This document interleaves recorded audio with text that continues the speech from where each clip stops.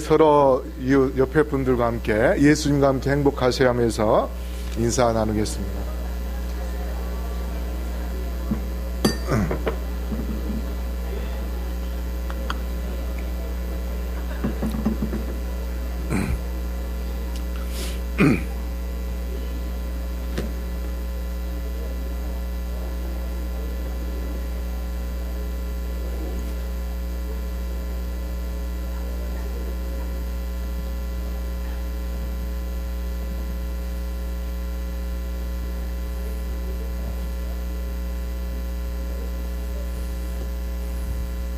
자, 오늘 제가 말씀드리려는 제목은 뿔난 모세라는 제목으로 말씀드리려 하는데요. 이 제목을 제가 바꾼다는 게 못 바꿨습니다. 우리 기억자를 한번 읽어볼까요? 시작. 사랑하는 자여, 내 영혼이 잘됨 같이 내가 범사에 잘되고 강건하기를 내가 간구하노라. 먼저 우리 출애굽기 34장 29절 말씀을 보겠습니다. 출애굽기 34장, 창세기, 구약이 있죠? 창세기, 출애굽기 34장 29절 말씀. 찾으신 분들 성경 보시고, 성경 찾기 어려운 분들은 앞에 보시면서 같이 읽겠습니다. 시작. 모세가 그 증거의 두 판을 자기 손에 들고 시내산에서 내려오니 그 산에서 내려올 때에 모세는 자기가 여호와의 말씀하였음을 인하여 얼굴 꺼풀에 광채가 나나 깨닫지 못하였더라. 자, 여기 이 장면은 모세가 시내산에서 하나님께로부터 십계명 두 돌비를 들고 내려옵니다. 십계명의 첫 번째 돌에는 첫 번째 계명부터 네 번째 계명까지 하나님의 사랑에 대하여 기록한 계명이 나옵니다. 첫 번째 계명이 뭐죠?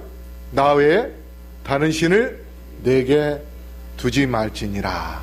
그 다음에 두 번째는 우상을 섬기지 말지니라. 세 번째는 하나님의 이름을 망령되이 일컫지 말지니라. 네 번째는 안식일을 기억하여 거룩히 지킬지니라.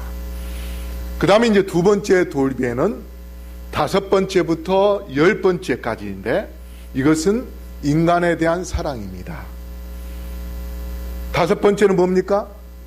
내 부모를 공경하라. 그 다음에 6번째는 살인하지 말지니라. 그 다음에 7번째 간음하지 말지니라. 8번째 도둑질하지 말지니라. 9번째 내 이웃에 대하여 거짓 증거하지 말지니라. 10번째 내 이웃의 물건이나 아내나 탐내지 말지니라.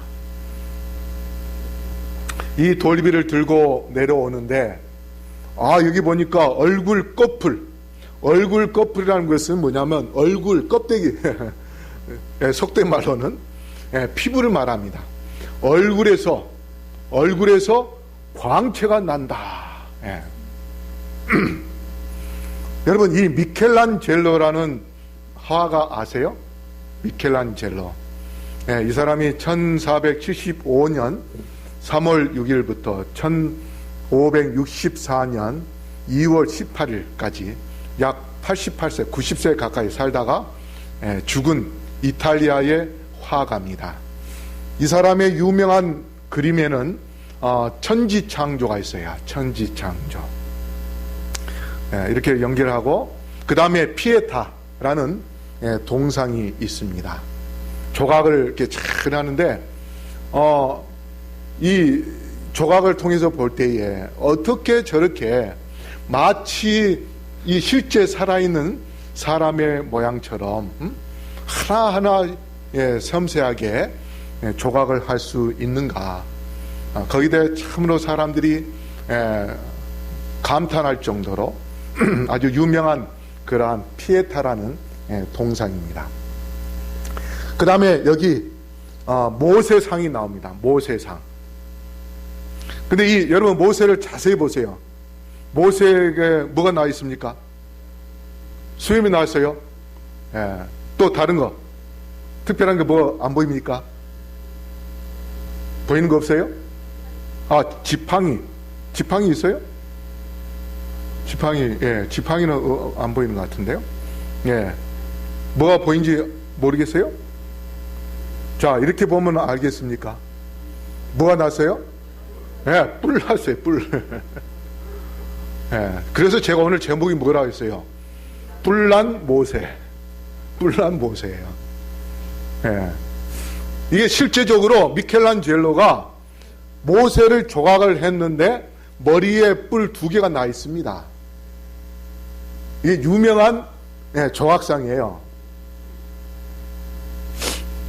근데 왜 모세가 뿔이 나 있는가?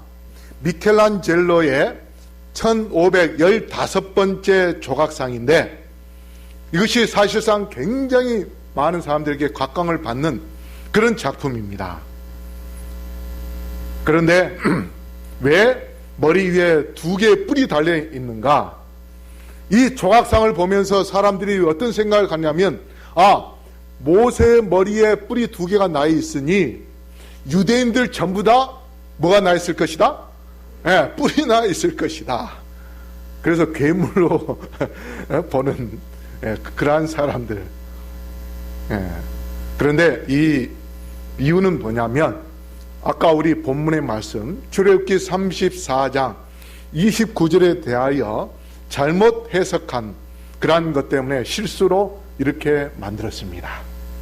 이게 지금 600년 넘게 지금 흘러내려온 그러한 작품인데, 자, 모세가 처음에 두 돌비를 밟고 내려와 가지고 그것을 던져버리고 그 다음에 2번째 들고 내려올 때는 모세의 얼굴에서 광채가 났습니다. 그래서 그 빛이 너무도 강하기 때문에 모든 이스라엘 백성들이 그를 향하여 주목을 하는데 너무도 강하니까 아이고 모세님의 얼굴을 쳐다보기가 힘듭니다. 얼굴 좀 가려주십시오. 그렇게 해서 뭘로 가렸습니까? 수건으로 가렸어요. 바로 그 얼굴에서 나오는 광채를 히브리어로 이 케렌이라는 그러한 단어로 쓰기도 하고 그 다음에 카란이라는 단어를 쓰는데 사실 히브리어에는 대부분 다 자음은 있고 모음이 없는 경우가 많이 있습니다. 그래서 이 밑에는 다 모음을 붙이게 되어 있어요. 점이 3개짜리는. 그래서 점 3개가 예로 발음이 됩니다. 예인데 점 3개를 붙이면은 케렌이 돼요. 이 히브리어는 오른쪽부터 읽습니다. 거꾸로. 헬라어는 왼쪽부터 오른쪽으로 읽는데 히브리어는 오른쪽에서부터 왼쪽으로 읽어요. 그런데 케렌, 점 3개 찍는 것은 예예요. 예로 해서 케렌으로 만약에 번역이 되면 해석을 하면 뭐가 돼요? 뿔이 됩니다. 뿔. 그렇지만 밑에 모음을 아로 붙여서 카란으로 그렇게 해석을 하게 되면 그게 이제 빛이 되는 겁니다. 그래서 모음을 아로 붙이느냐 예로 붙이느냐에 따라서 뿔이 될 수도 있고 빛이 될 수 있습니다.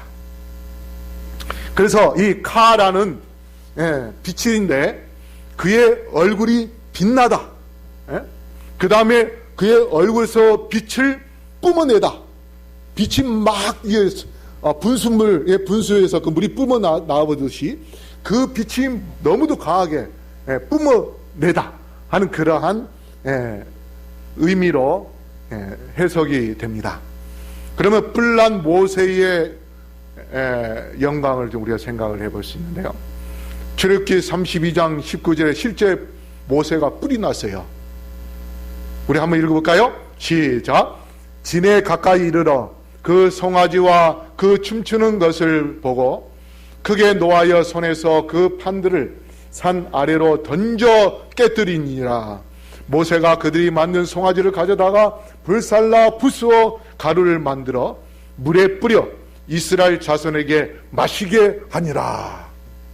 자, 모세가 지금 시내산에서 뭘 받고 내려왔어요? 하나님께로부터 십계명 2 돌비를 갖고 내려왔어요. 내려왔는데 보니까 모세가 너무 지체하고 있었어요. 그래서 아론이 지금 이 많은 사람 한 200만 명이 돼요. 그 200만 명을 데리고 지금 광야로 나왔는데 지금 어떤 방향으로 가야 될지, 그 당시에 내비게이션도 없고 지도도 없고 하나님께서 아론에게 어떻게 가라고 그렇게 지시해 주는 것도 없고 단지 하나님께서 구름 기둥과 불 기둥으로만 그냥 인도하시니까. 근데 모세가, 지도자인 모세가 내려와서 자기들을 이끌어 가야 되는데 며칠이 지나도 내려오지 않으니까 아론이 불안해가지고 모세가 왜 안 내려오지? 모세 없으면 어떡하지? 이런 불안한 가운데 있으니까 백성들이 모세 좀 빨리 내려오게 좀 하자고. 그럴 때 아론이 뭐라 하냐면, 우리 그러면 하나님께 제사를 드려서 예배를 드려가지고 하나님께로부터 모세를 보내게 해달라고 그렇게 하자. 그래가지고 우리 그냥 하지 말고, 여러분 우리가 하나님 어떤 분인지 모르니까 금송아지를 만듭시다. 우리가 애굽에서 봤던 그 금송아지를 만들 테니 다들 귀걸이나 팔찌나 반지나 다 가져오라고. 그래가지고 반지를 다 갖고 와가지고 녹여서 이제 금송아지를 만들고, 그러고 난 다음에 여기 보니까 막 춤을 추고 그러면서 우리가 하나님을 이렇게 모시게 됐다. 이제 우리가 보이는 이 금송아지가 하나님인데 이 하나님이 우리를 바른 길로 인도해 주실 것이다. 모세가 늦게 오든 안 오든 이제 불안할 거 없다. 이제 어떤 그런 마음으로 막 춤을 추고, 그 다음에 오른쪽 밑에는 또 제물을 바치고, 그렇게 할 때에 모세가 내려와서 완전히 실망돼가지고 도대체 이럴 수가 있는가 하면서 그냥 하나님께로부터 받았던 그 돌비를 던져가지고 깨뜨려 버립니다. 그래서 모세가 뿔날 수밖에 없어요. 그렇죠? 모세가 뿔날 수밖에 없어. 예. 아마 미켈란젤로가 일부러 이 뿔난 모세의 표현을 하기 위해서 했는지는 모르겠지만, 실제적으로 물론 해석상의 실수로 인해서 만든 것이긴 합니다.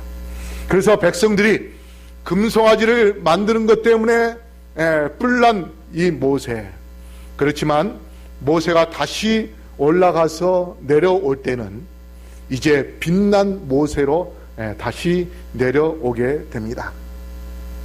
자, 첫 번째 돌비는 누가 쓰셨어요? 누가 만들고? 하나님이 만들고 하나님이 또 쓰셨습니다. 그래서 그것을 던지고 난 다음에 백성들이 자기들의 잘못을 깨닫고 반역적인 그러한 자세에서 이제 참여하는 그러한 자세로 이제 바뀌게 됩니다. 변화가 생겼어요. 이제 그러고 난 다음에 이제 모세가 성막 안에 들어가서 하나님께 제사를 지내고 이제 진 밖으로 나와서 이제 진으로 나와서 그러고 나서 하나님께 기도합니다. 18절에 주여 저에게 주의 영광을 보여주소서. 그렇게 할 때 하나님께서 그래 내가 너에게 은혜를 베풀고 이제 너에게 내 영광을 보여줄 텐데 너가 반석 위에 올라가거라. 여러분, 우리가 모세의 그 얼굴에서 빛이 나는 것은 착각할 때가 있습니다. 하나님께서 등을 살짝 보여준 그것 때문에 모세 얼굴이 빛나는 것을 착각할 때가 있습니다. 그런데 그것이 아닙니다. 하나님께서 등을 보여주는 곳은 어디였냐면 바로 이스라엘 백성들이 텐트 쳐서 살고 있는 그 진에서 보여주신 겁니다. 단지 하나님께서 백성들에게는 보여주지 않고 모세만 볼 수 있도록 바위 위에 올라가는데 바위에 보니까 양쪽에 두 개의 바위가 있어요. 그 두 개의 바위 사이로 살짝 지나가십니다. 그렇게 하는데 뭔만 보여주냐면 하나님의 등만 살짝 보여주세요. 그렇게 함으로 인해서 성령주서 SDA 성령주서 이렇게 이야기합니다. 33장은 출애굽기 33장입니다. 하나님으로부터 멀어졌기 때문에 낙심되고 의기소침하게 된 사람으로 시작하여 하나님의 면전에 가까이 이끌림으로 확신을 얻고 힘을 얻는 사람으로 마친다. 자, 두 돌비를 깨뜨려서 이제 이 백성들 데리고 어떻게 저 가나안 땅으로 갈까 해서 실망한 가운데서 모세가 완전히 낙심하고 그렇게 있을 때에 하나님께서 모세에게 다시 용기를 주시기 위하여 하나님의 빛을 보여주십니다. 그래서 하나님의 실체를 보여준 장면은 지구 6천년 역사 속에서 모세 한 사람밖에 없습니다. 하나님께서 모세를 그만큼 사랑하시고 모세에게 준 그 사명이 너무도 크기 때문에 그 모세가 이끌어 가서 이스라엘 백성들이 이제 이스라엘 나라를 형성하고 그렇게 하여 그 이스라엘 나라를 통해서 이제 세계 곳곳의 모든 민족들을 구원하시고자 하는 하나님의 그 구속의 계획, 이것을 이루어야 되는데 벌써 이미 초장부터 이스라엘 백성들이 금송아지를 만들고 다시 애굽으로 돌아가서 우상 숭배하는 그러한 사상에 빠져있는 이스라엘 백성들의 모습을 보면서 하나님도 실망할 뿐만 아니라 모세도 실망을 했었습니다. 그렇게 좌절하고 절망 가운데 빠져있는 그 모세에게 하나님께서 힘을 주시기 위하여 하나님의 모습을 실제적으로 보여주셨습니다. 그러고 나서 이제 하나님께서 모세에게 뭐라고 하시냐면 돌판을 만들어라. 출애굽기 34장 1절 2절 우리 다 같이 한번 읽어볼까요? 시작. 여호와께서 모세에게 이르시되 너는 돌판들을 처음 것과 같이 깎아 만들라. 내가 깨뜨린 바 처음 판에 있던 말을 내가 그 판에 쓰리니 아침 전에 예비하고 아침에 시내산에 올라와 산 꼭대기에서 내게 보이되. 자, 왜 하나님께서 모세에게 돌판을 다시 2개를 만들라고 하시는가? 첫 번째는 하나님께서 직접 만들어 주셨는데 이번에도 다시 하나님께서 만들어 주시면 될 텐데 왜 모세에게 만들라고 하셨는가? 그거는 그냥 제가 생각하는 것입니다. 첫 번째는 이 모세가 너무도 화가 난 그런 상태에서 그의 마음을 진정하고 또 그 돌비를 만들면서 이것이 아주 소중한 것이라는 것을 스스로 깨닫게 하기 위하여 만들게 하셨고, 그 다음에 두 번째는 결국 십계명은 누가 지켜야 되는 것입니까? 우리가 지켜야 돼요. 우리가. 그래서 십계명의 그 돌비를 실제 인간 모세가 만듦으로 인하여서 그 십계명의 완성은 우리가 지킴으로 인하여 하나님께서 하나님의 그 뜻을 이루고 품성의 사본인 십계명을 완성시키는 그러한 합작으로 하기 위하여 하나님께서 모세에게 십계명을 쓸 수 있는 돌비를 다듬어라. 그래서 하나님은 돌에게 글을 써서 품성의 사본을 기록하신 것처럼 이제 모세가 시내산에 올라가서 40일 동안 하나님과 함께 교제를 나눌 때에 하나님은 그의 얼굴에 하나님의 영광의 빛을 주십니다. 돌에다가는 하나님의 십계명을 써서 주시고 모세의 얼굴에는 하나님의 빛을 주십니다. 이렇게 함으로 인해서 우리가 십계명을 순종한다면, 하나님의 계명에 순종한다면 하나님은 우리에게 놀라운 변화를 가져올 수 있도록 그렇게 축복해 주심을 기억하시고, 우리 성도 여러분, 하나님의 영광을 위하여 하나님의 말씀에, 하나님의 십계명에 순종하시는 주의 백성들 되기를 간절히 바랍니다. 그래서 이제 우리가 이제 이렇게 하나님의 영광을 얻는 모세처럼 그런 영광을 받으려면 어떻게 해야 되나? 부조화 선지자 329쪽에 40일간 하나님과 교통한 오랜 시간 동안에 모세의 얼굴은 하나님의 임재의 영광을 반사하였다. 자기 자신은 알지 못하였으나 그가 산에서 내려왔을 때에 그의 얼굴은 눈이 부시도록 빛났다. 자, 여기 뭐라고 했어요? 우리가 하나님의 영광의 빛을 받으려면 하나님과 교제를 하라고 했습니다. 하나님과 교제. 여러분, 우리가 기도할 때에 기도의 목소리는 하늘로 올라가는데 우리는 어디에 있습니까? 땅에 있죠. 그렇기 때문에 하나님께서 응답을 해 주셔야 안 해 주셔요? 응답 안 해 주시죠. 우리가 하나님께로부터 응답받는 기도를 하려면 우리의 기도가 하늘로 올라갈 뿐만 아니라 우리의 마음도 어디로 올라가야 돼요? 하늘로 올라가야 돼요. 그럴 때에 하나님께서 우리에게 기도의 응답을 주시는 것입니다. 우리가 하나님과 직접적인 그런 교제를 나누려면 정말 간절한 마음으로 하나님의 보좌를 향하여 내 마음을 향하고 그렇게 해서 내 마음을 주님께 드리면서 간절하게 기도할 때에 하나님은 응답해 주십니다. 그런데 우리의 마음만 하늘로 던져버리고 내 마음은 이 땅에 있으면 하나님과 진정한 교제를 나눌 수 있어요? 없어요? 나눌 수 없어요. 모세가 하나님과 직접 만나서 교제를 했기 때문에 그의 얼굴이 뭐였어요? 빛이 난 것입니다. 뿔이 난 것이 아니고 빛이 났어요. 그래서 우리가 하나님께 기도할 때에 말로만 그냥 하는 것이 아닌 내 마음을 하나님께 드려서 내 마음이 하나님의 보좌를 향하여 나아가서 하나님과 진정한 교제가 이루어질 때에 우리는 하나님의 영광의 빛을 우리의 기도의 응답을 통하여서 볼 수 있음을 기억하십시오. 그 다음에 교회증언 8권 322쪽에 그분의 빛 가운데서 우리의 정신과 마음과 영혼이 그분의 성결의 형상으로 바뀔 때까지 빛을 볼 것이다. 하나님의 말씀의 거룩한 보증들을 굳게 붙잡는 자들에게는 놀라운 가능성이 열려 있다. 영광스러운 진리들이 하나님의 백성들 앞에 다가와 있다.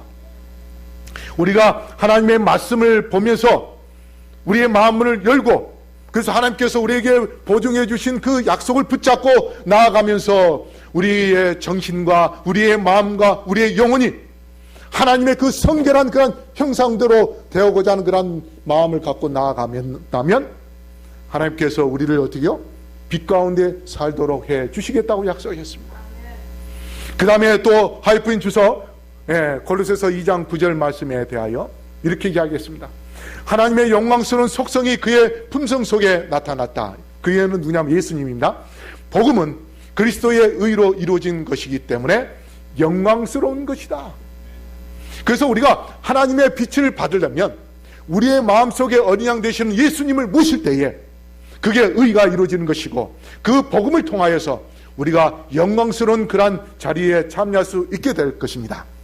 그 다음에 에스더의 주서에 보면 성령으로 충만한 사람은 하나님의 영광스러운 품성을 반사한다.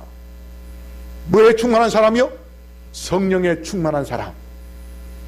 그렇게 함으로 인해서 우리는 고린도서 3장 18절에 우리가 다 수건을 벗은 얼굴로 거울을 보는 것 같이 주의 영광을 보매 했습니다.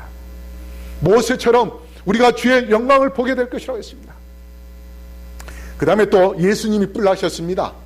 언제 뿔나셨어요? 자, 예수님이 뿔나시기 전에 빛이 난 적이 있습니다. 마태복음 17장 2절. 저희 앞에서 변형되사 그 얼굴이 해같이 빛나며 옷이 빛과 같이 휘어졌더라. 자, 모세가 시내산에서 예수님을 만날 때에 얼굴이 빛났어요. 그런데 이 변화산에서는 예수님이 누구를 만납니까? 이제 반대로 하늘에서 내려온 모세를 만납니다. 이게 참 아이러니하죠. 그렇죠? 그러나 예수님께서 빛을 내신 것은 예수님의 신성과 하나님의 신성이 만났을 때, 플러스 마이너스 만났을 때에 빛이 났었어요. 자, 만약에 이거 이제 헬라어로 기록되어 있지만 마태복음 17장 2절을 히브리어로 쓴다 하면은 그 빛이 또 뭘로 번역될 수 있어요? 카란을 테렌으로 번역이 돼가지고 예수님이 변화산에서 빛이 나다가 아니라 뭐가 나다? 뿔이 나다. 이렇게도 번역이 될 수 있는데, 예수님께서 이 땅에 사시는 동안 뿔난 적이 있으셨어요. 언제였습니까? 마태복음 11장 15절 다 같이 한번 읽어볼까요? 시작. 저희가 예루살렘에 들어가니라. 예수께서 성전에 들어가사 성전 안에서 매매하는 자들을 내어 쫓으시며 돈 바꾸는 자들의 상과 비둘기 파는 자들의 의자를 둘러 엎으시며 이제 예수님께서 뿔 났어요. 모세도 뿔이 났었고 예수님도 뿔 나셨어요.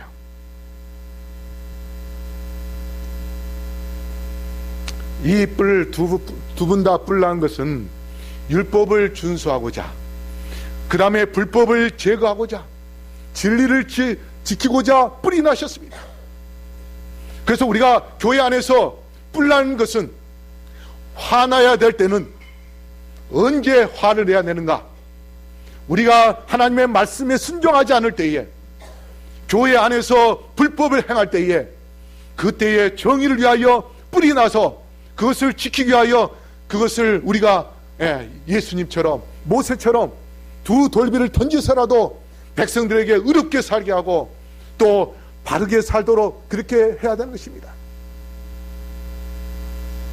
그렇게 함으로 인해서 예수님은 마태복음 5장 18절에 진실로 진실로 너에게 이르노니 천지가 없어지기 전에는 율법의 1.1핵이라도 반드시 없어지지 아니하고 다 이루리라.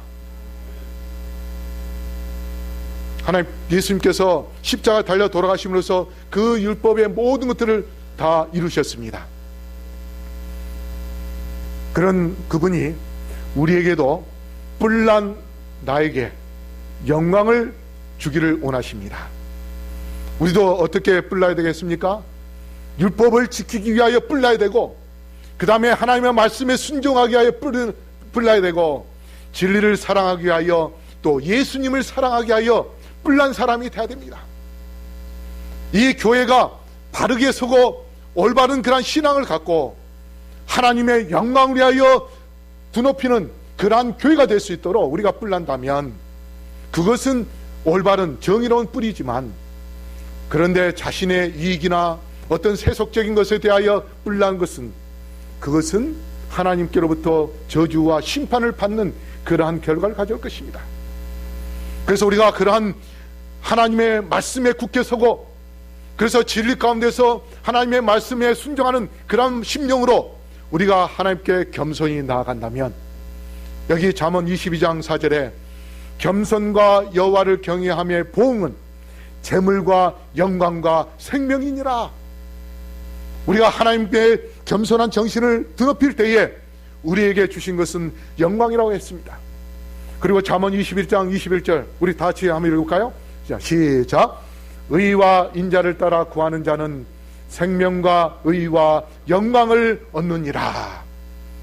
우리가 예수님을 마음에 모시고 정말 예수님의 뜻대로 살고자 결심할 때에 하나님께서 우리에게 영광을 주시겠다고 말씀했습니다. 그러므로 성도 여러분, 우리 모두가 다 모세처럼 정말 의를 위하여 뿔난 그러한 삶을 살고, 그렇게 해서 우리가 주님을 드높이는 그러한 의를 위하여 사는 그러한 삶을 통해서 우리도 영광을 누리는 주님의 백성들이 되기를 바라며 말씀을 마치겠습니다.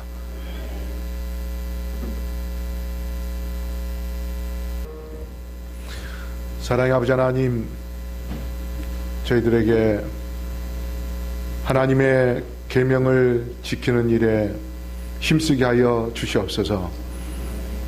주의 말씀에 순종하고 예수님을 사랑할 수 있게 하여 주시옵소서. 우리의 마음이 늘 이 세상의 어떠한 유혹과 또 어떠한 오류가 밀려온다 할지라도 우리가 진리 가운데 굳건하게 서서 반석 위에서 하나님의 영광을 볼 수 있게 하여 주시옵소서. 늘 겸손히 주님과 교제를 나누며 주님과 함께 동행하는 그러한 삶 속에서 주께서 저희들에게 주시는 그 영광의 빛을 통하여 우리 모두가 참으로 세상에 나아가 주의 영광을 드러내게 하여 주시옵시고, 주께서 이 땅에 오시는 그날 예수님의 재림을, 영광스럽게 오시는 주의 재림을 맞이하여 멸류관을 받아 쓰고 하늘 본향에 들어가서 영원토록 사는 우리 모두가 될 수 있게 축복하여 주시옵소서. 아버지 하나님, 오늘 헌금을 드린 영혼들을 주께서 기억하시고 그들 가정가정의 평안과 하나님의 넘치는 축복을 허락하여 주시므로 하나님께서 주시는 그 축복을 잊지 않고 항상 감사하며 기쁨이 넘치는 그러한 생애를 살게 하여 주시옵소서.